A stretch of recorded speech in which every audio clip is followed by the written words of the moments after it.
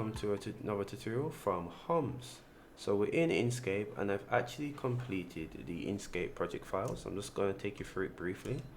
For the full tutorial on how I did this in Inkscape, I have this on my Patreon because this video would easily go over 40 minutes if I didn't do something like this. So I have to show you and separate them. So we have 3 lines here and 3 lines here. To create this rectangle, all I did was this rounded rectangles. To create the rectangle tool, use this circle handle here, hold Control and Shift and just drag down, and that will create this. But basically we want these shapes right here. We want the background here, background yellow, we want the red fire, we want the 3 lines, and we want the yellow fire. As well as we want to make sure that the meteor craters look like this, because this will aid us with the rotation as well as the meteor ball, and the colors are on the right hand side. So I'm going to briefly show you the outline on the screen right now, showing you how it's supposed to look and how you're going to import this into Blender.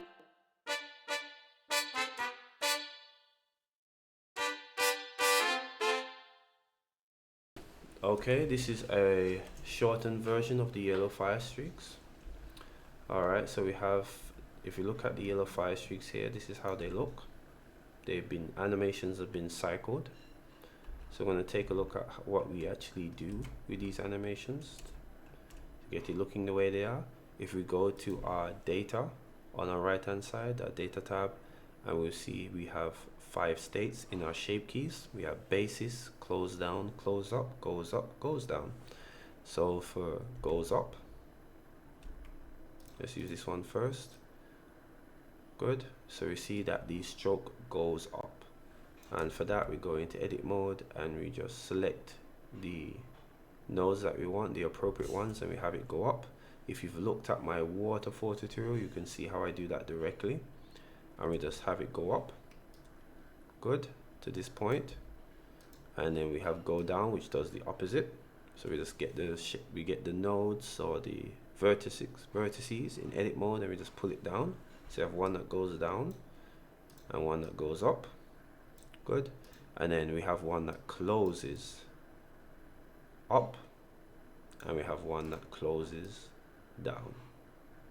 So the principle is the same for all of these nodes here. And then what we do is that we animate all of them such that we get a nice smooth motion that makes the stroke looks like it's disappearing on itself. And I prefer this to mask because the mask give it a hard edge, whereas this looks far more natural. Like the circle is collapsing on itself, which is a nicer animation altogether. So just gonna go ahead and animate this quickly.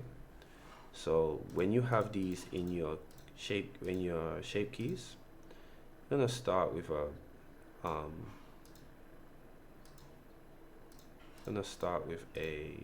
is it closed down? Good. So we're gonna insert a keyframe here with it fully closed down. Then about 5 frames in, we want it to close down to show up. Cool. So we want to go from here to here, nice and easy. And then on this point now, we want the corresponding goes down to be 1, and then from here it should be 0. Oh, sorry, this should be 1 at this point, sorry, and here it should be 0. Cool. So it just shows up like this, really nice.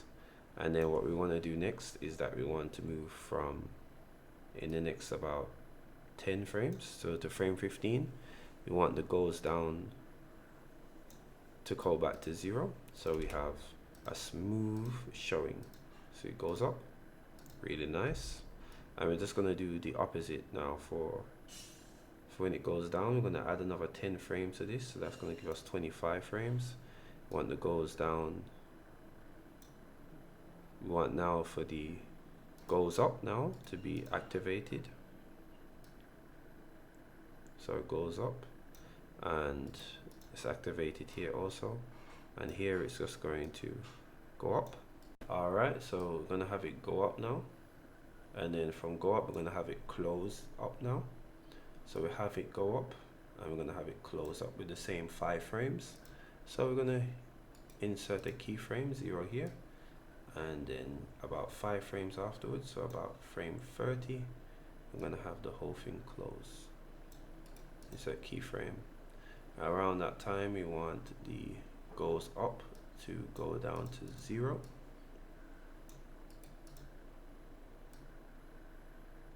And we see that we have a smooth transition here. Cool. All we do at this point is that we make the animation linear, and to that we're going to go to the graph editor, and we're just going to go to the F curve, and we're going to make everything linear. So everywhere you see a Bezier curve, we're just going to go to interpolation and make it linear.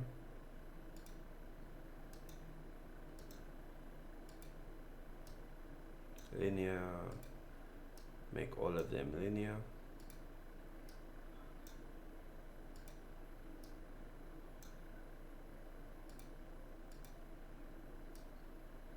Good. So it's smooth, so there's no speed up or start up in the animation any at all. Good. And we do this, repeat the same thing for the small one.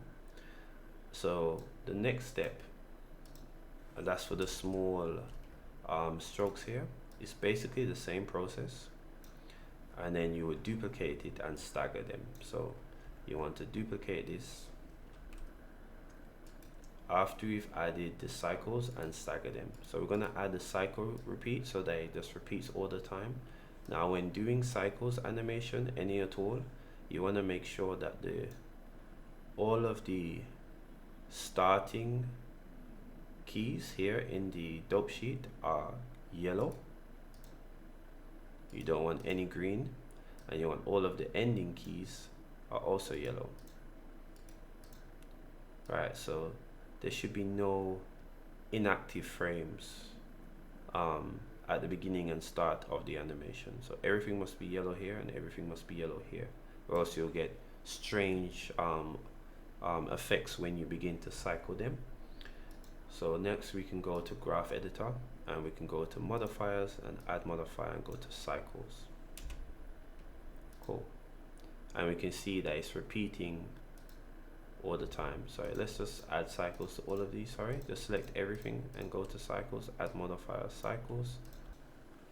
Okay, then once the cycles is applied to everything, we see that we get it repeating just like this, really nice. So the only step now is to add a second, is to duplicate this object. Go to dope sheet for now. We're going to duplicate it with Shift D, and then we're going to select all the keyframes of the duplicate, and we're going to stagger it. I think I staggered mine at 12 or 13. Let's go back a bit, let's go forward a bit, see if it staggers a bit. Yeah, and you want to stagger it such that as one begins, the other one starts, and so there's no real delay in the animation. Yeah, this looks about right. And you can see as one starts, one begins, and we can see on the right hand side we also have this effect here, and this applies to the small one as well, and that gives it the look that the fire streaks are coming off of the Meteor. Yeah, so that is the shortened version of this part of the tutorial.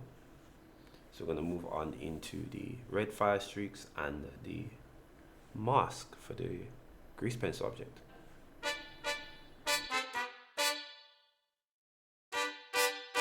Of the red streaks and the grease pencil mask. Okay, so this is what we're going to aim to achieve here, with the fireball coming down and the mask, which is the grease pencil planets just rotating amongst each other, and these moving up and down. So the first thing is that in a grease pencil object, if you want to animate individual objects, individual elements of that grease pencil object, using the transformation tools, you have to first move them to their own individual layers.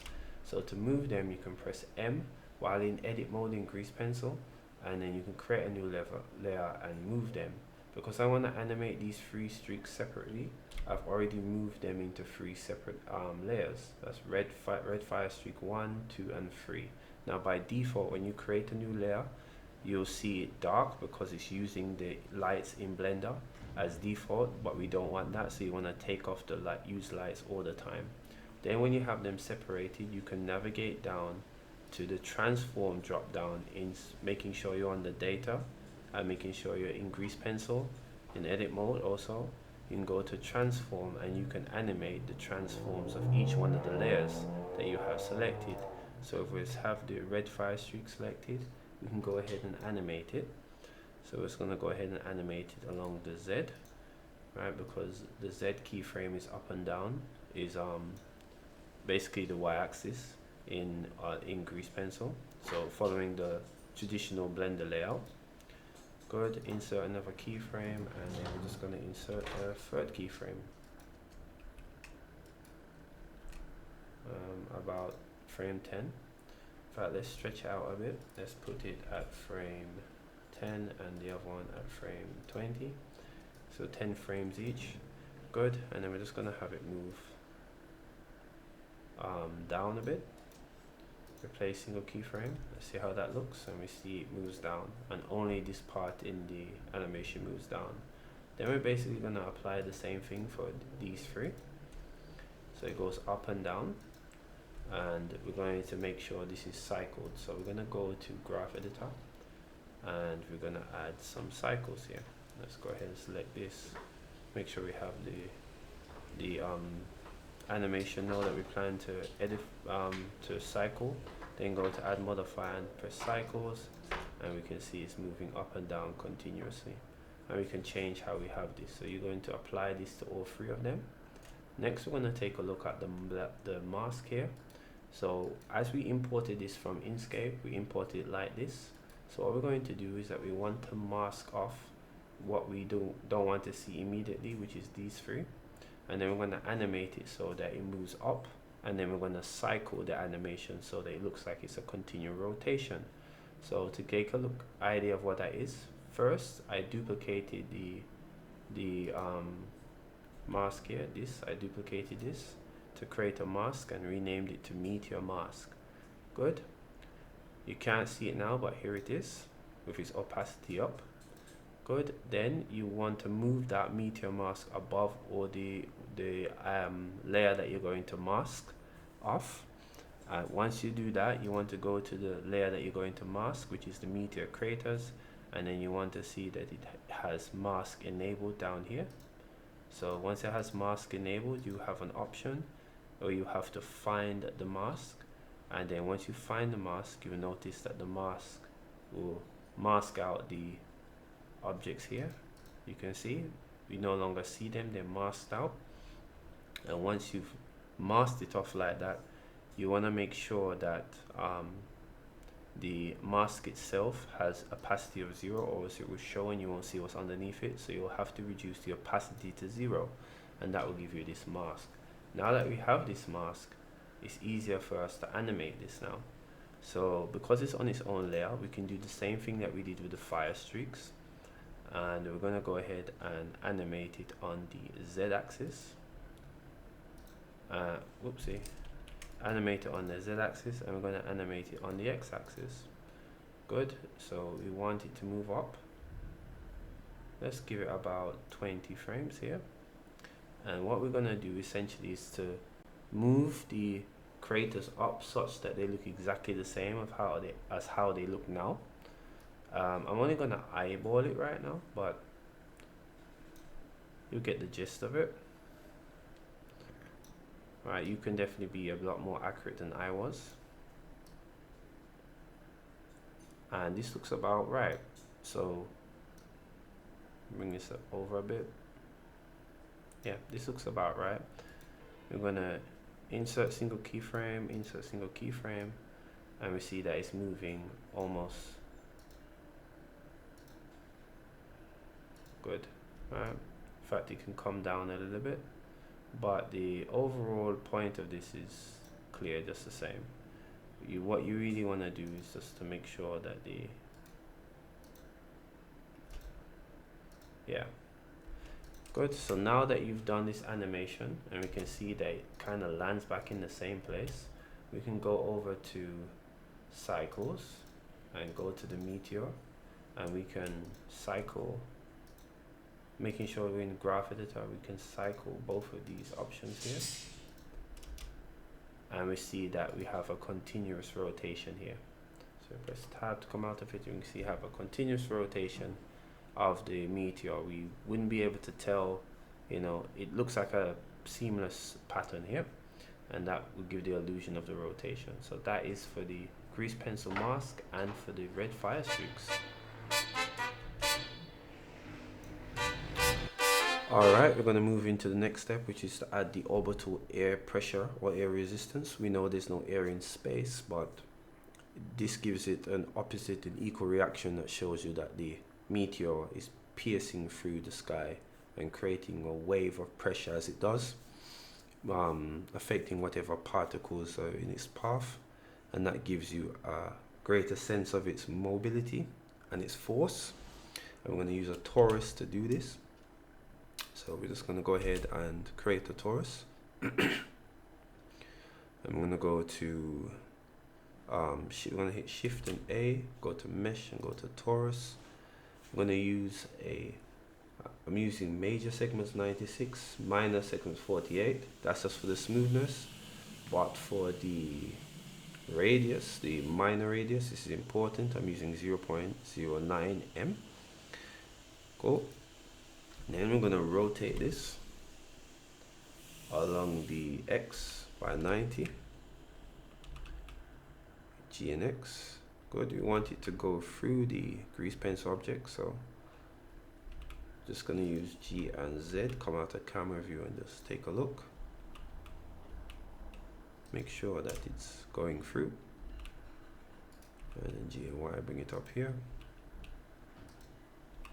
Have it start somewhere about here.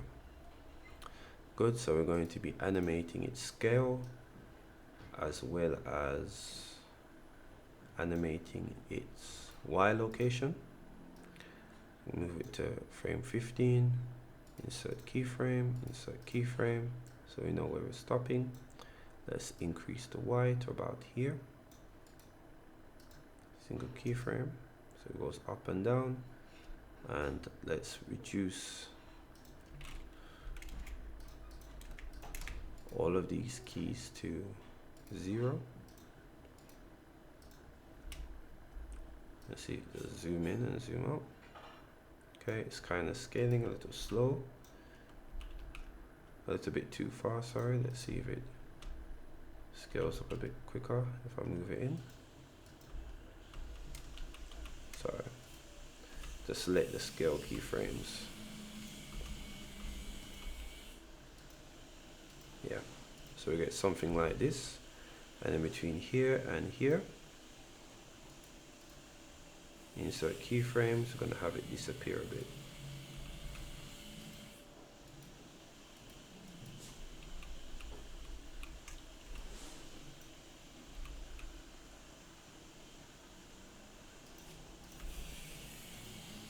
Awesome. So we want it to disappear between these two keyframes, in the first scale and the second scale. So we're going to have it thin out on the Z axis. Do we get Z to 0?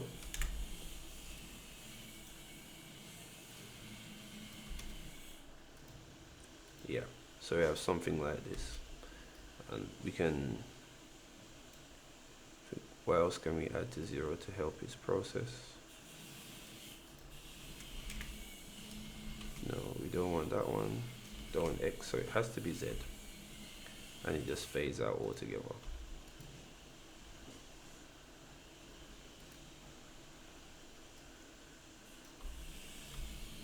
Good. Around this point now, we can have everything disappear completely. So we can have everything go to 0 at this point.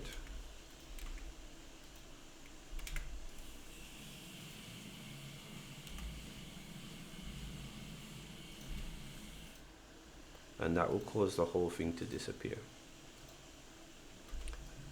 Good, so we scale along the Z to flatten it, and then we have a quick scale to 0 to remove the whole object. And then all we need to do now is just duplicate this and stagger it. So if we go to the dope sheet editor, we have our keyframes here. I'm just going to duplicate this with Shift and D. Then I'm going to select the keyframes of the duplicate object, and we're going to stagger it. Cool. And we stagger it by what now? How many frames is this? By 12. Cool. We can duplicate it again and then stagger it by another 12. So just on 12 is 24, about here. Okay then, so we have our rings here, and we're just going to make them, we're going to cycle them around. So what I want is that after every ring finishes, I want it to start about 12 frames from the end. So we're going to move from 23 to 35. I'm just going to insert keyframe for everything here. And as before, you want to make sure that both ends are fully yellow. Good, so there's no green in the keyframe section when doing cycled objects. And we're going to go over here to graph editor. We're going to select all of our options here. We're going to go to modifiers, and we're going to click cycles. Okay. And we see that it's repeating now. Good. So we're just going to apply this to every single one of these now. You want to make sure that go back to dope sheet editor, count 12 frames from 46, and that's going to be now what now? 58. Good. Insert keyframes, insert single keyframe, make sure the yellow from start to top, and then we're going to do it for this one as well. Oh, this is the one that's done. This one, that's also done. This one.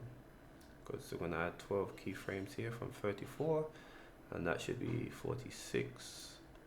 Insert keyframes, insert single keyframe. Awesome. Now we can just cycle all of these now. So with this selected, I'm just going to hit add cycles, and then for this one that has cycles already, it says cycles, so it must be this one that doesn't have it. Select everything here and go to add modifier and cycles. Cool. So now they're all moving together. We want all of them selected again, and we're just going to parent them to the main keep transform, parent them to the main body. I'm gonna parent them one by one. I get strange behavior. I'm gonna parent them all together at the same time. Keep transformation and you. Transformation. Cool. So now when we move this around, it travels with it. Real nice. Cool. So the only thing now that we need to do is to move this up and down, and for the up and down motion, we're just going to have a simple up and down on the main body. So the grease pencil object can be animated outside of you going into grease pencil. We can animate it as a blend object. So we're going to go to just the Y, simple Y location, move to like frame 15, have it come down a bit, and then go to frame 30, have it return to where it was before, which was where now? Like -0 here. And yep, set keyframe. Awesome. So with that now you can just add cycles to this. Cool. Let's go over to the rope sheet editor, and I'm gonna look for the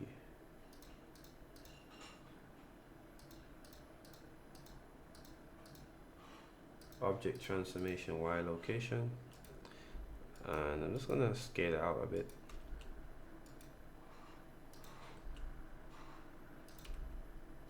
Yeah, let's not make it quite as fast, and it has cycles attached to it already, so this looks a bit more natural. Cool. And then all we have to do now, if we want to change the position of it, we just parent everything to an empty. So you know, I like the circular empty, the spherical empty. It's gonna parent it to that empty, and we can change its direction now just using the empty. Awesome. And that is our Meteor motion graphic, 3.6.